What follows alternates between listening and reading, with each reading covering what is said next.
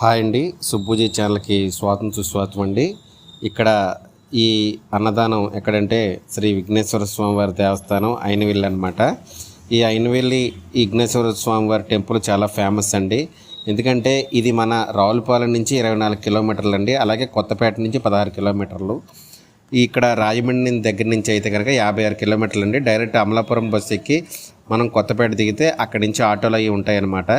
ఈ అయినవెల్లికి ఈ అయినవెల్లిలో ప్రత్యేకత ఏంటంటే ఇక్కడ విఘ్నేశ్వర స్వామి వారు చాలా ప్రత్యేకం అండి. ఎందుకంటే చాలామంది చాలా కోరికలు ఇక్కడ వినాయక స్వామి టెంపుల్కి ఈయన దగ్గరకు వచ్చి మన మన మనోభావాన్ని మన ఇష్టాన్ని ఆయన ముందు ఉంచితే కంపల్సరీ ఆ కోరికలు నెరవేరుతాయి. అలాగే ఇక్కడ ప్రత్యేకించి చెప్పుకోవాల్సింది ఏంటంటే ఇక్కడ ఈ దేవస్థానం వారు అన్నదానం ప్రతిరోజు జరుగుతుంది. ఎంతమంది భక్తులు వచ్చినాను ఇక్కడ ఎంత బాగా అన్నదానం చేస్తారంటేనండి, నిజంగా అంత బాగా అన్నదానం జరుగుతుందండి. అన్నీ చాలా బాగుంటాయి, చాలా రుచిగా ఉంటాయి. ఇక్కడ ప్రత్యేకత ఏంటంటేనండి, ఇక్కడ కొబ్బరి పచ్చడి చాలా బాగుంటుంది అనమాట.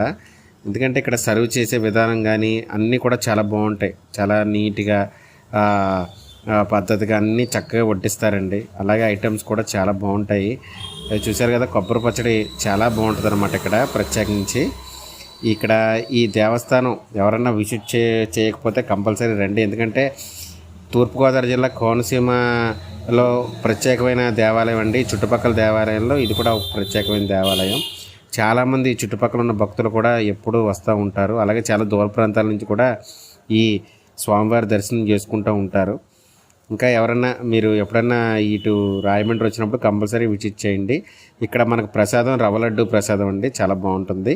Please like, subscribe my channel. Thank you so much.